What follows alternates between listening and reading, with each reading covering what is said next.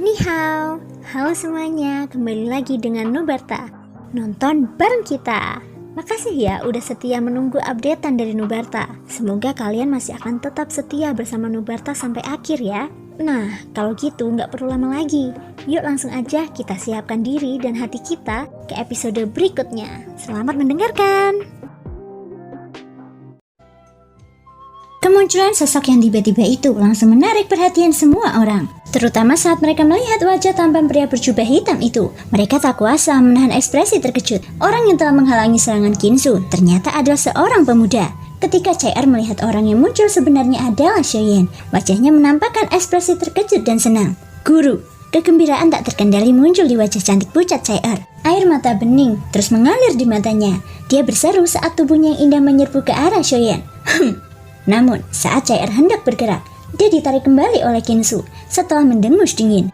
Matanya sekali lagi beralih ke Shoyen. Aku awalnya penasaran siapa orang itu. Jadi itu kamu. Kamu cukup beruntung bisa lolos dari tanganku saat itu. Jadi mengapa kamu berani kembali sekarang? Kau bahkan menerima seorang murid saat kau melakukannya. Hari ini, karena kalian guru dan murid sudah bertemu, maka tetaplah tinggal, ucap Kinsu.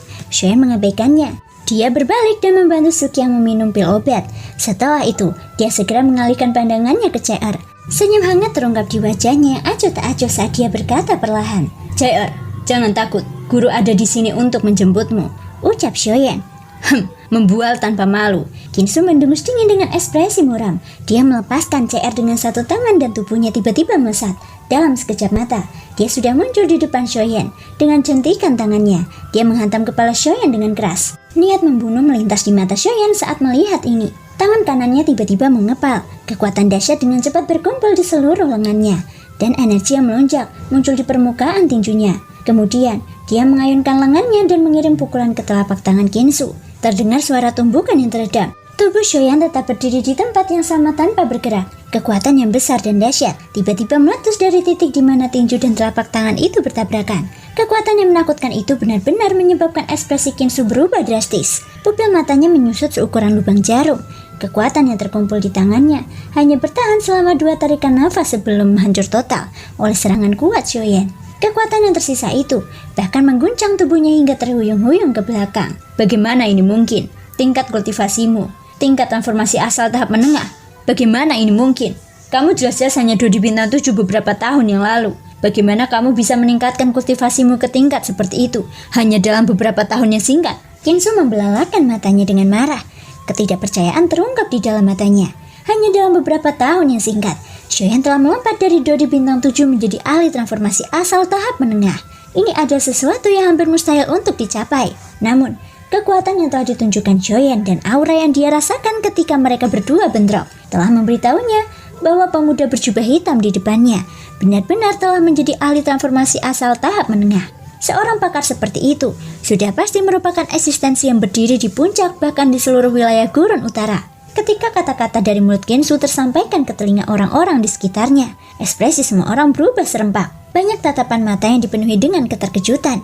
Saat mereka melihat Shoyen, sangat sulit untuk membayangkan bahwa orang di depan mereka yang tampak jauh lebih muda daripada kebanyakan orang yang hadir sebenarnya adalah seorang ahli transformasi asal. Ini benar-benar tidak dapat dipercaya. Di sisi lain, Shoyen tidak membuang waktu untuk omong kosong. Tubuhnya tersentak saat Origin Ki yang besar segera melonjak keluar dari tubuhnya. Kakinya menghentak keras di udara saat sosoknya tiba-tiba melesat maju, mengayunkan tinjunya dan menghantamkannya dengan keras ke arah kepala Kinsu. Sialan, kenapa orang itu tidak memberitahuku bahwa kecepatan kultivasi bocah ini begitu cepat? Jika aku tahu ini akan terjadi, aku tidak akan pernah membiarkannya pergi apapun yang terjadi. Kinsu mengumpat dalam hatinya. Sudut matanya berkedut saat merasakan angin astral berhembus ke arahnya. Dengan sebuah pikiran, Origin Ki dalam tubuhnya mulai bersirkulasi dengan cepat di sepanjang meridiannya. Dasar bocah hina, memangnya kenapa kalau kau menjadi transformasi asal menengah? Di depan ahli transformasi asal tingkat akhir, kau masih harus menundukkan kepalamu. Sambil berteriak marah, Kinsu segera memutar tubuhnya. Pada saat yang sama, saat ia menghindari pukulan Shoyen, tendangan cambuk yang kuat juga menghantam kepala Shoyen dengan keras. Shoyen memutar tubuhnya sedikit dan seluruh tubuhnya mengambil posisi aneh saat dia dengan mudah menghindari serangan Kinsu. Segera setelah itu, Shoyen sekali lagi mendekati Kinsu dan menggunakan tubuhnya sebagai senjata untuk bertabrakan dengannya. Pendekatannya tiba-tiba itu menyebabkan ekspresi Kinsu sedikit berubah. Dia menyilangkan lengannya dan buru-buru menggunakannya untuk menghalangi di depannya. Dampak yang sangat besar membuat tubuh Kinsu melayang. Segera setelah itu, dia buru-buru membentuk banyak segel rumit saat dia menstabilkan tubuhnya. Energi yang melonjak dengan cepat menggumpal di depannya. Dalam sekejap mata, itu berubah menjadi cetakan tangan energi yang sangat besar. Kedua tangannya mendorong ke depan, dan cetakan tangan energi itu dengan cepat melesat ke arah Shoyen. Jari kehancuran. Shoyen tidak mau kalah. Ori Jinki yang melonjak berkumpul di atas kepalanya, berubah menjadi jari api besar yang bertabrakan dengan tangan energi besar yang menuju ke arahnya. Segera setelah itu, kedua belah pihak berpencar di tengah ledakan yang mengguncang bumi. Kinsu tanpa sadar mengernyitkan alisnya saat melihat pemandangan di depannya. Kekuatan bertarung yang ditunjukkan Shoyen membuatnya terkejut. Meskipun berada di level transformasi asal tahap menengah, kekuatan bertarung Shoyen tidak kalah sedikit pun dari ahli transformasi asal tahap lanjut seperti dia. Selain itu, Shoyen bahkan samar-samar menunjukkan tanda-tanda menekannya. Ini adalah sesuatu yang membuat orang tidak percaya. Kinsu berpikir sejenak dalam hatinya. Baru kemudian, dia mempertimbangkan situasi dengan jelas di dalam hatinya. Dengan kekuatan bertarung Shoyen, saat ini, itu bukan lagi sesuatu yang bisa dia kalahkan dengan mudah.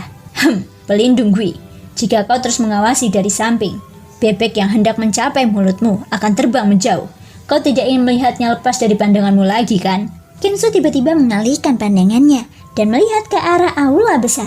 Begitu kata-kata itu keluar dari mulutnya, ekspresi Shoyen sedikit berubah. Tak lama kemudian, suara tawa aneh terdengar dari dalam aula besar. Hahaha, Master Istana benar.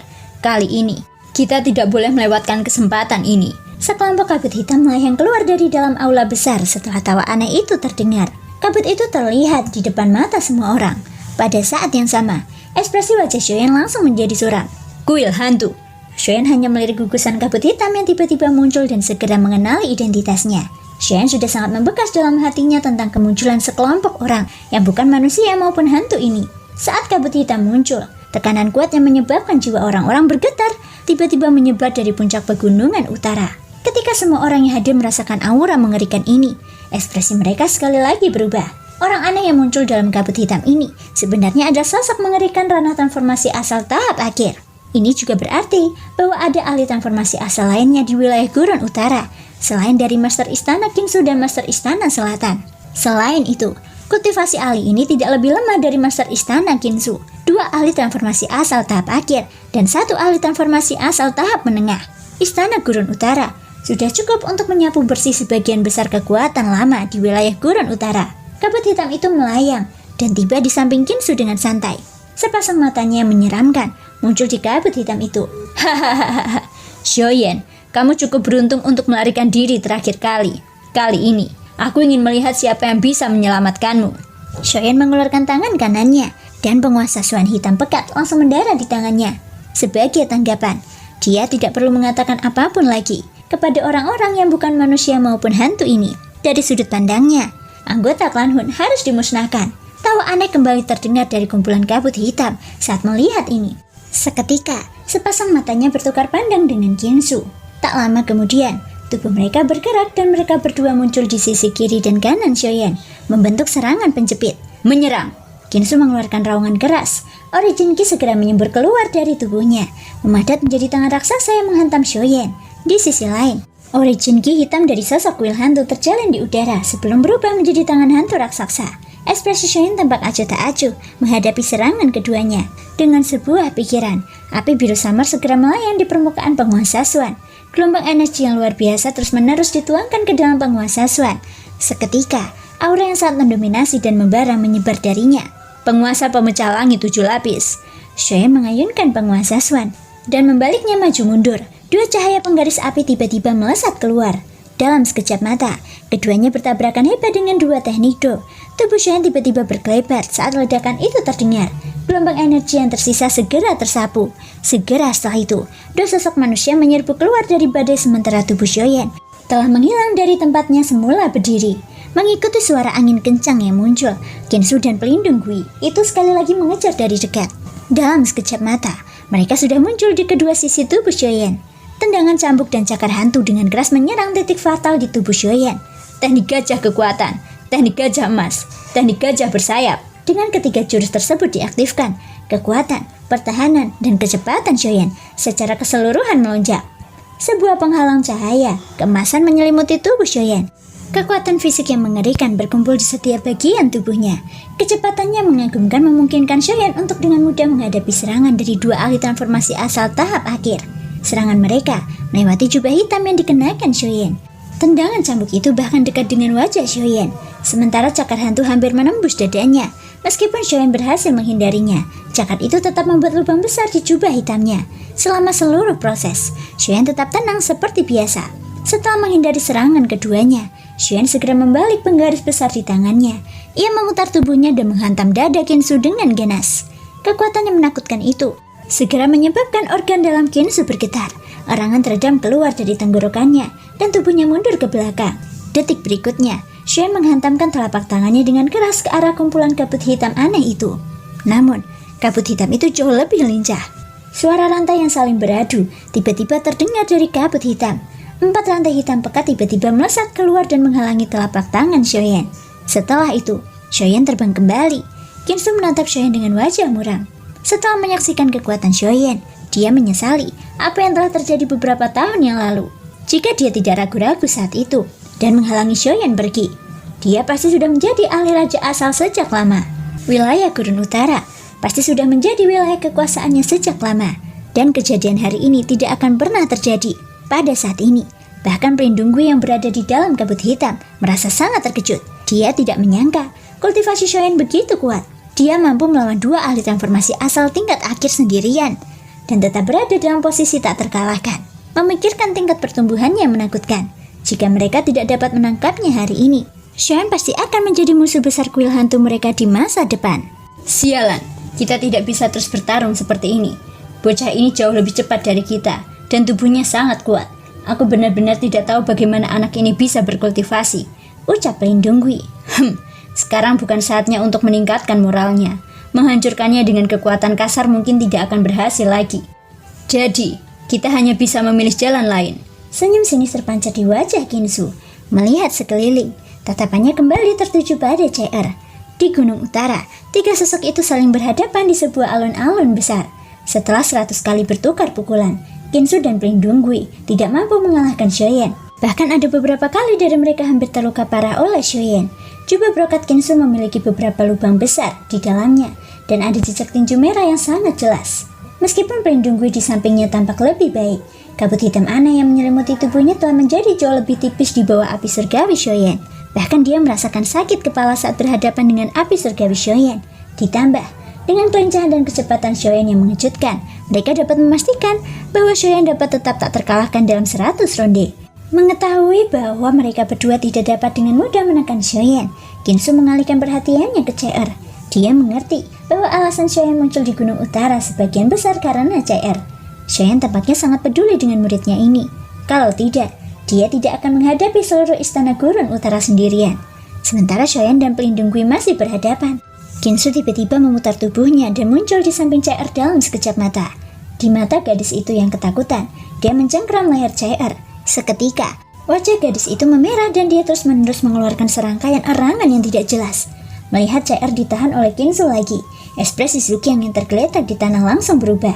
Dia dengan kuat menopang tubuhnya dan dengan gemetar memanjat dari tanah.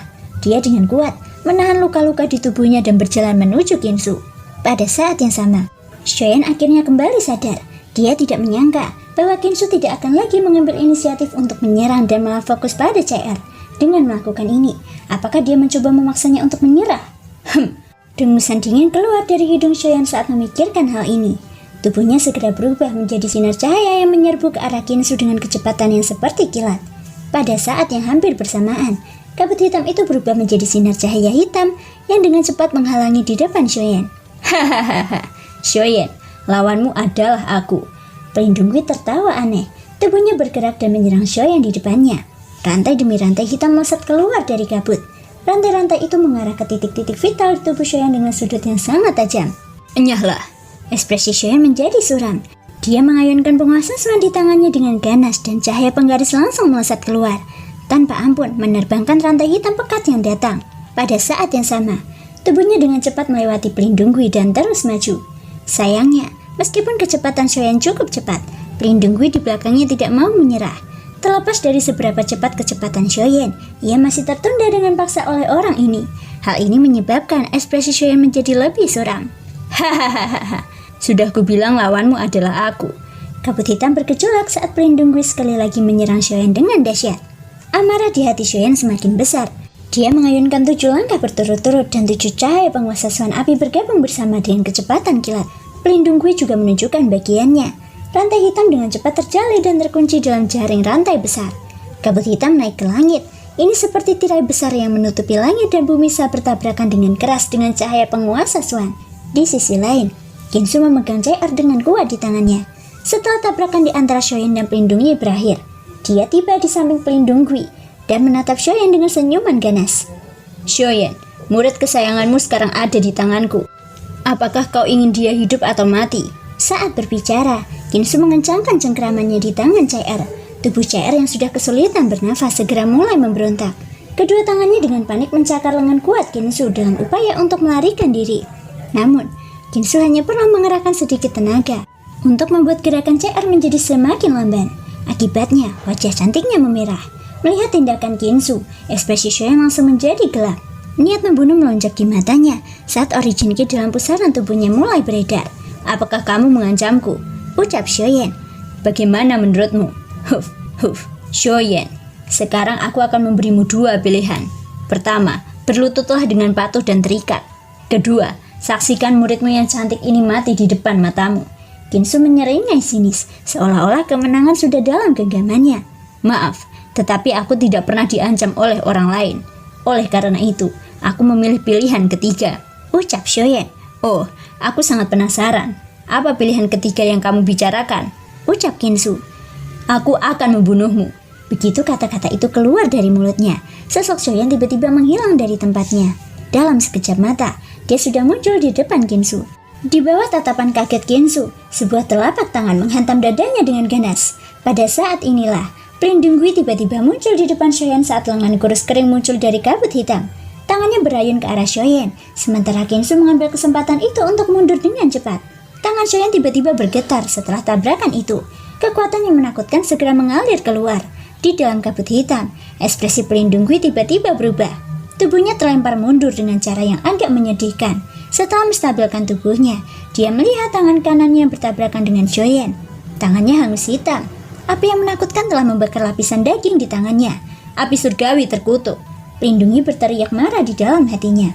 Namun, ketika pelindung Yi menoleh untuk melihat Kinsu, dia melihat bahwa tangan Kinsu dengan cepat membentuk segel.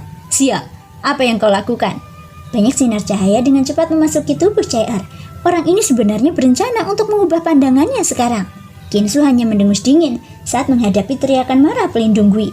Gerakan tangannya tidak berhenti sedikit pun. Tidak ada gunanya membiarkan gadis bau ini hidup. Lebih baik menghabisinya sekarang. Ucap Kinsu.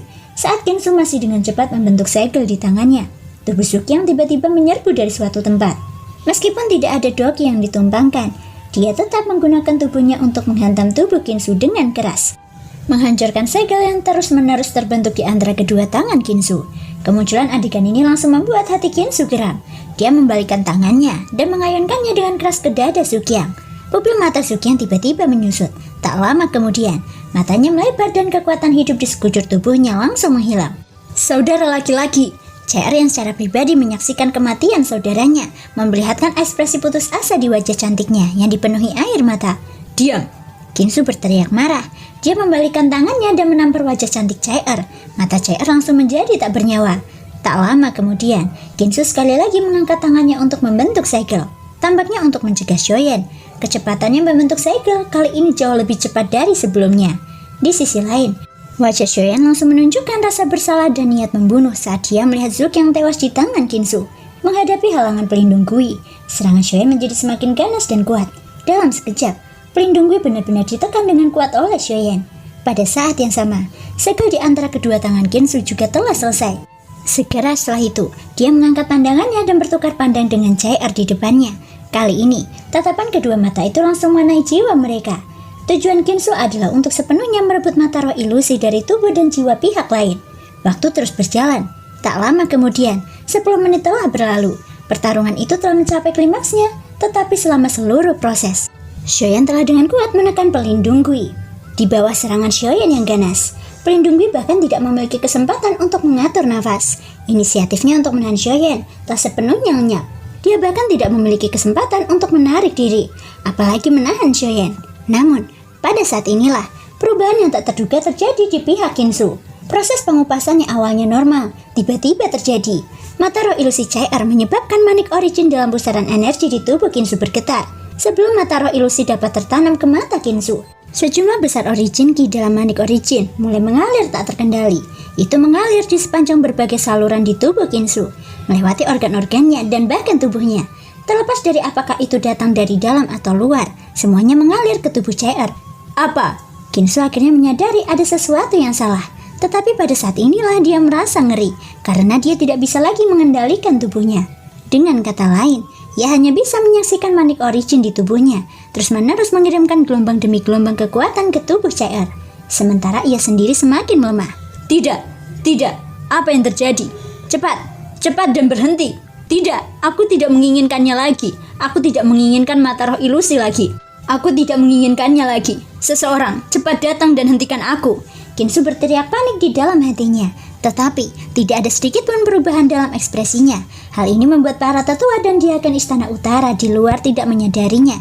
Adapun yang lainnya, setelah melihat keadaan Zuki yang menyedihkan, mereka memilih untuk tetap diam terlepas dari apakah mereka memiliki pikiran seperti itu di dalam hati mereka.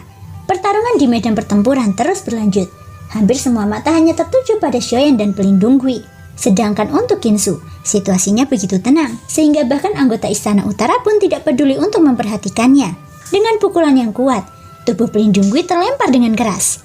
Pada saat ini, lebih dari separuh kabut hitam pekat yang awalnya mengelilingi tubuhnya telah tersebar, memperlihatkan tubuh yang agak ilusi. Orang ini jelas merupakan tubuh spiritual. Niat membunuh di hati Shoyan semakin kuat saat dia melihat topeng aneh yang sudah dikenalnya. Serangannya juga semakin tajam, terutama dengan efek penekan khusus dari api surgawi pada kabut hitam yang memungkinkan Shoyan untuk menang. Brengsek, Kinsu bajingan, apa sebenarnya yang kau lakukan? Pelindung Gui mengutuk marah.